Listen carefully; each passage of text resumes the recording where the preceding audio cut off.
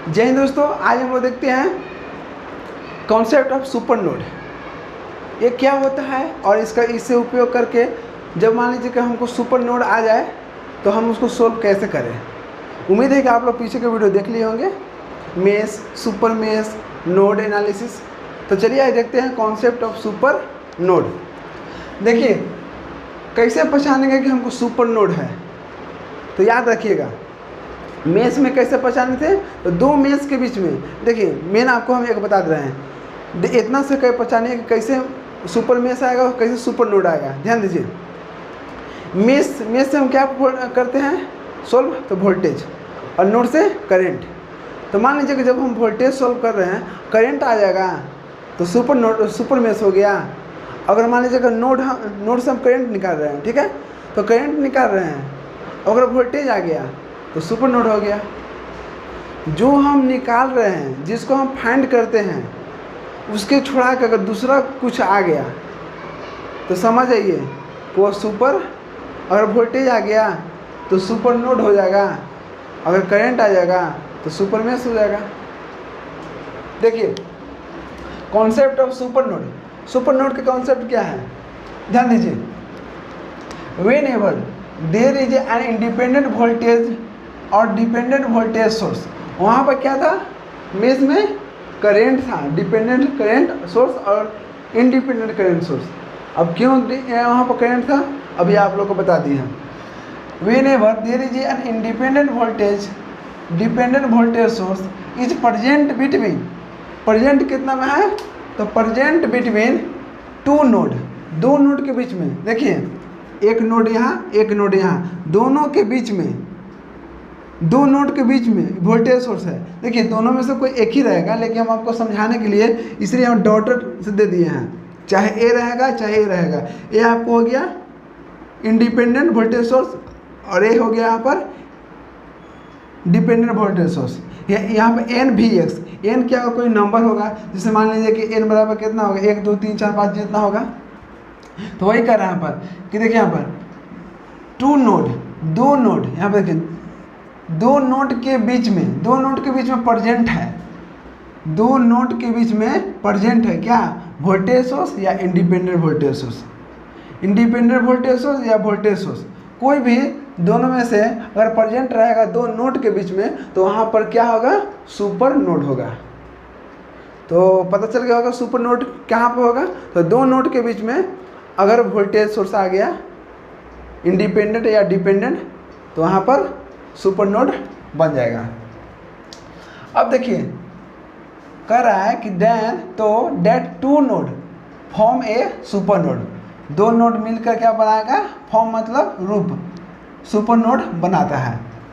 अब देखिए ध्यान से, ये आप समझ गए होंगे, दो नोड के बीच में ए यहाँ पर क्या है, भी है, तो भी यहाँ पर क्या होगा, इंडिपेंडेंट और डिपेंडेंट। तो दो नोड के बीच में कोई वोल्टेज सोर्स इंडिपेंडेंट या डिपेंडेंट रहेगा, तो यहाँ पर क्या हो गया, देखिए आपको डिनोट कर दे रहे हैं, ये आपको हो गया सुपर नोड। इसको आप लिख दीजिए सुपर नोड। अब देखिए यहाँ पर सेकेंड, सुपर नोड प्रोवाइड करता है the constraint equation for calculation for node voltage V1 और V2। V1 और V2 वोल्टेज को कैलकुलेट करने के लिए हमको कंस्ट्रेंट इक्वेशन, जिसे मेश में भी आया था कंस्ट्रेंट इक्वेशन, किसको बोले थे हम, जैसे मान लीजिए कि 6 घंटा आपको पढ़ना है, लेकिन आप क्या करते हैं 3-4 घंटा टाइम पास कर देते हैं, नहीं पढ़ पाते हैं। तो कंस्ट्रेंट आपको बनाए थे हमको 6 घंटा हम पढ़ेंगे, लेकिन नहीं हो पाता है, रुकावट आ गया, किसी चलते फ़ोन की वजह से या किसी और के चलते वजह से, तो नहीं पढ़ सकते हैं। तो उसी में कह रहा है कि सुपर जो नोड है ना, सुपर नोड प्रोवाइड करता है, क्या प्रोवाइड करता है, कंस्ट्रेंट इक्वेशन, रुकावट पैदा करता है, जिसको बोलते हैं एक तरह से रिस्ट्रिक्शन। अब देखिए यहाँ पर सुपर नोड में हम क्या क्या उपयोग करेंगे, तो सुपर नोड जब हम बनाएंगे उसमें KCL लगेगा, ओम्स लॉ और KVL तीनों लगेगा। KVL KCL भी आप लोगों को समझा दिए, ओम्स लॉ भी समझा दिए हैं। तो वही कह रहा है कि पूछता है कि सुपर नोड में क्या क्या हम लोगों को उपयोग में लाते हैं। तो KVL भी उपयोग हो जाता है। जब हम सुपर नोड बनाएंगे तो KCL भी लग जाएगा और ओम्स तो लगना ही है। तो याद रखिएगा सुपर नोड में KCL, KVL और ओम्स लॉ। अब देखिए इससे आपको हम क्वेश्चन सॉल्व करते हैं। अब बताइए हमको यहाँ पर देखकर कि कहाँ पर हमको यहाँ पर सुपर नोड बन रहा है। नोड एनालिसिस तो आपको बता दिए हम। अब सुपर नोड बनेगा तो वो कैसे सॉल्व होगा। तो देखिए यहाँ पर देखिए, तो यहाँ पर पहले आप नोड लीजिए, तो यहाँ पर नोड लीजिए, तो एक नोड यहाँ पर हो गया V1, अब एक यहाँ पर नोड है V2, कुछ भी मानिए आप, उससे कोई दिक्कत नहीं है। और यहाँ पे एक रेफरेंस ले लीजिए जिसको 0 वोल्टेज हो गया। अब देखिए तो कि दो नोड के बीच में कोई वोल्टेज सोर्स है, हाँ इंडिपेंडेंट वोल्टेज सोर्स है।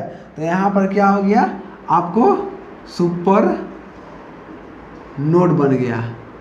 क्या बन गया, सुपर नोड। इसको इधर लिखिए सुपर नोड।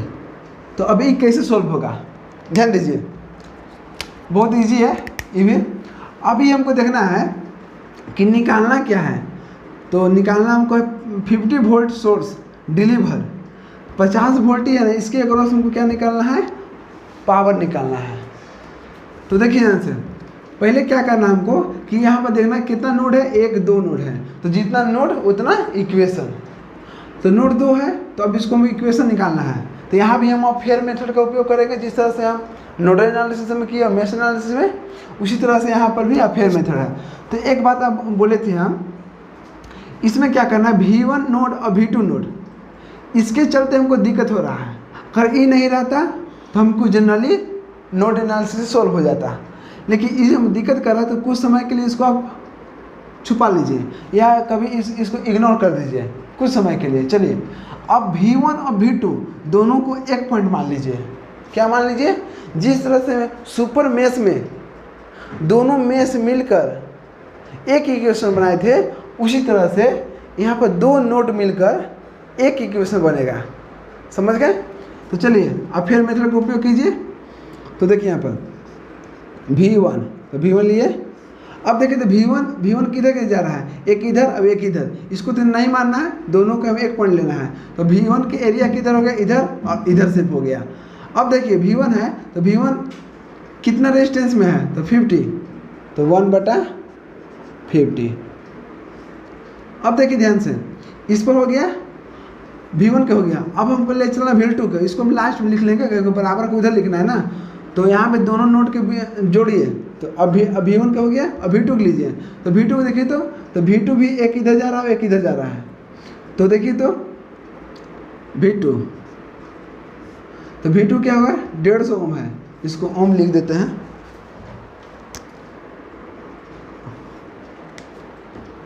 डेढ़ सौ है तो 1/150।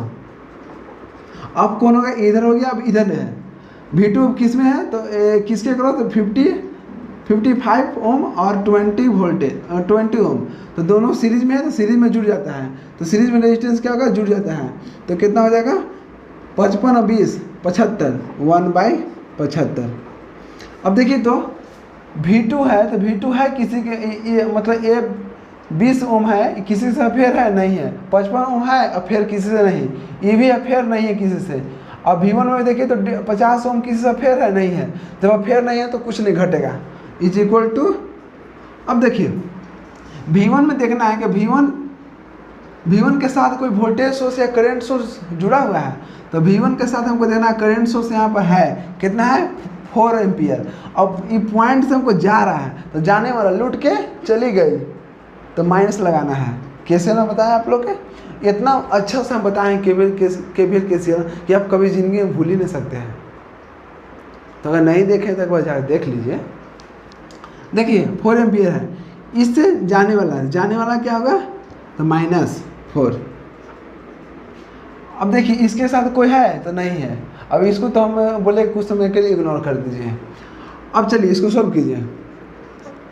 तो सॉल्व कीजिएगा तो कितना होगा, V1 1/50 प्लस V2 150 के एलसीएम निकालें तो 150 होगा। 150 1 हो गया, 1 प्लस 75 दूना का 150 2 हो गया, इज इक्वल टू -4। अब ध्यान दीजिए, V1 बटा कितना होगा 50, 2 अब 1 3, तो 3V2 बराबर 150 इज इक्वल टू -4। अब देखिए तो यहाँ पर 3 से कटेगा, 3 50 में 3 5 15 और 0 की 0, तो कितना हो गया V1 बटा 50 V2 बटा 50 इज इक्वल टू -4। अब ध्यान दीजिए 50-50 क्या होगा, एलसीएम निकाल लीजिए, तो कितना हो जाएगा V1 plus V2 is equal to 50 हो गया।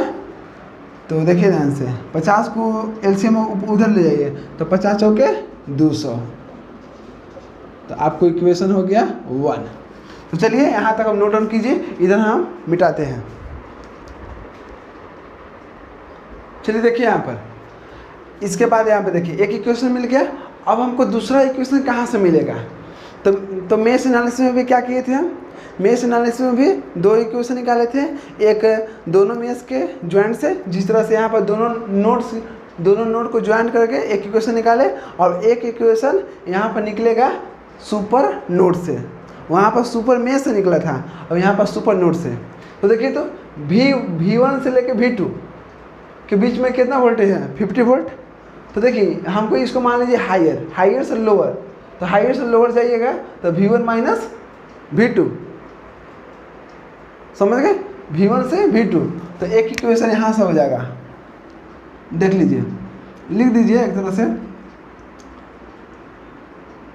कितना हो जाएगा V1, यहाँ जाइए तो हमेशा वोल्टेज डिफरेंस का अगर माइनस में होता है, तो V1 माइनस कहाँ, तो V2 कितना यहाँ पर है 50 वोल्टेज है प्लस में, तो 50 वोल्टेज हो गया।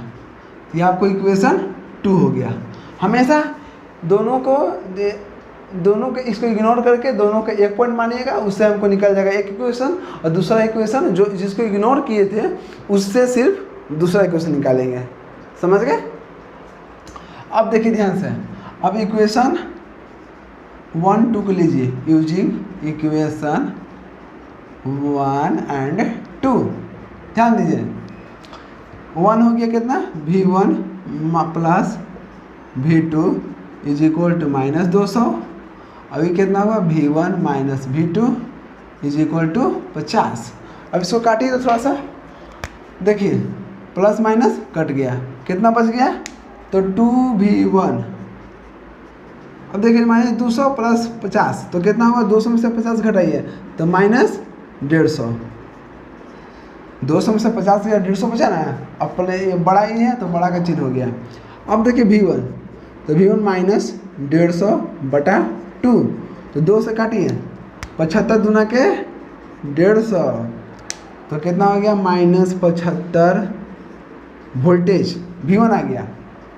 अब हमको V2 निकालिए, तो V2 में निकालिए यहाँ से इक्वेशन 1 से, फ्रॉम इक्वेशन 1 से, इक्वेशन 1 क्या था, ये था ना, तो देखिए यहाँ पर V1 हम निकाल लिए ना, तो कितना निकाले V1 -75, तो -75, V2 इज इक्वल टू -200, ध्यान दीजिए V2 बराबर कितना हो गया -200, और माइनस उधर गया तो +75, तो कितना हो गया 200 में से 75 घटाइए, तो पहले 100 में से 75 घटेगा तो कितना बचेगा 25, तो 125 हो जाएगा, हो गया 125 वोल्ट हो गया V2, और V1 निकल गया हमको 75 वोल्ट। अब हमको ये देखना है पूछ क्या रहा है, तो पावर डिलीवर बाय 50 वोल्ट, तो 50 वोल्ट ही है, तो 50 वोल्ट किसे का पावर डिलीवर, तो डिलीवर और ऑब्जर्व को बताए हैं, जब प्लस से निकलेगा तो डिलीवर, और प्लस में इंटर करेगा तो ऑब्जर्व। तो यहाँ देखिए प्लस से क्या होगा निकलेगा, तो ये आपको करंट फाइंड कीजिए, यही निकालना आपको, ध्यान दीजिए। जब एक करंट हमको पावर डिलीवर हो गया तो हमको ये भी करंट निकल गया, तो हमको इसके क्रॉस करंट निकालना है, इसके क्रॉस, तो इसके क्रॉस करंट निकालिए, इसको मान लीजिए I1 एक तरह से, ठीक है। I1, तो जब ये निकल जाएगा हमको, तो ये भी दिया हुआ है तो ये भी निकल जाएगा, जब ये निकल जाएगा तो पावर भी निकल जाएगा। अब देखिए हमको इसके निकालना है, तो I1 निकालिए, तो I1 करंट निकालिए, तो I1 बराबर क्या होता है, I बराबर V बटा R। तो V यहाँ से लेके यहाँ voltage, higher voltage lower voltage, तो V1 माइनस 0 बटा लोअर के लेते हैं ये वाला में, तो V1 माइनस, अगर 0 नहीं लेना पसंद तो 0 मत लीजिए, लेकिन हम आपको समझाने के लिए लिए। V1 माइनस 0 बटा कितना है 50। V1 कितना है, V1 देखिए V1 75 है, तो माइनस 75 बटा 0 ही रहा 50, तो कितना हो गया 15 तिया 75। देखिए 25 से काटिए, 25 दूना के 50 और 25 तिया 75, तो कितना आ गया -3/2 एम्पियर। जब ये -3/2 एम्पियर आ गया ए वाला करंट, कितना आया, तो -3/2 एम्पियर। तो यहाँ पर हमको लगा दीजिए KCL, बोले ना KVL भी लगी यहाँ पर, KCL भी अप्लाई हो गया, और ओम्स लॉ तो हमेशा लगभग कर V बराबर IR। तो देखिए यहाँ पर हमको नोट पर लगाइए, V1 नोट पर कैसे लगाइए, तो जब KCL लगाइएगा, KCL एट नोड V1 है ना, तो 1 दे देते हैं, 1 पर हमको निकालना है। तो देखिए 1 पर, इस पॉइंट पर आने वाला करंट कितना है, तो आने वाला था, आ रहा है, आने वाला को प्लस बोलते हैं, तो I। और देखिए यहाँ से जाने वाला लूट के चल गई, कितना -I1। अब यहाँ भी ई भी चल गई, कब बोले थे, आने वाला का प्लस में और जाने वाला को माइनस, तो कितना होगा -4 एम्पियर इज इक्वल टू 0। अब देखिए हमको निकालना I, नजर आ रहा है ना, 1 मिनट। अब देखिए I बराबर कितना हो गया, तो I दोनों को उधर ले जाएंगे, तो माइनस है तो प्लस हो गया, प्लस I1 हो गया।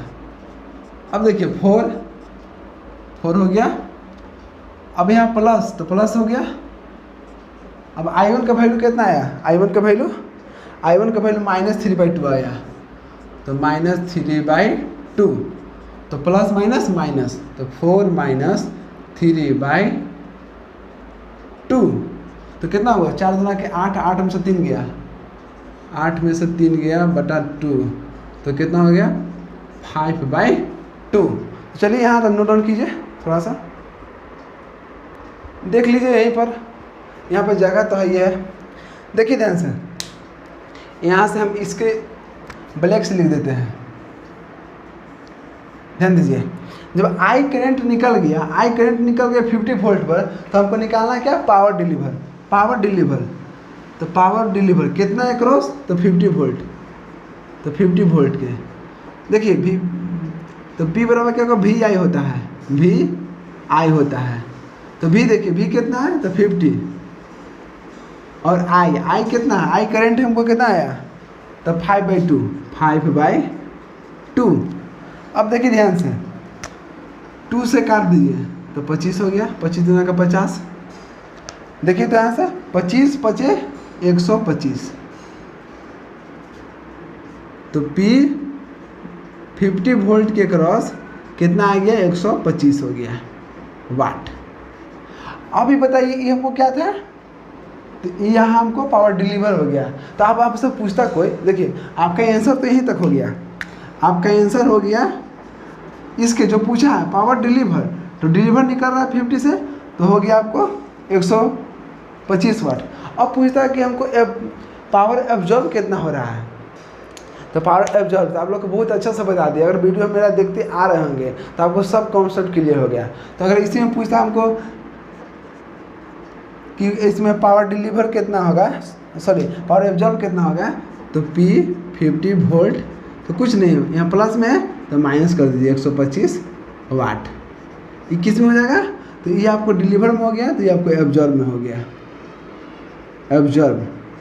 तो एब्जॉर्ब पावर इतना हो गया, और ये आपको किस में था, तो ये आपको यहाँ पर डिलीवर में था। तो आपका आंसर ही हो गया, क्योंकि हमको मांग रहा था पावर डिलीवर। तो चलिए मिलते हैं नेक्स्ट वीडियो में। इस वीडियो को देखने के लिए थैंक यू। जय हिंद।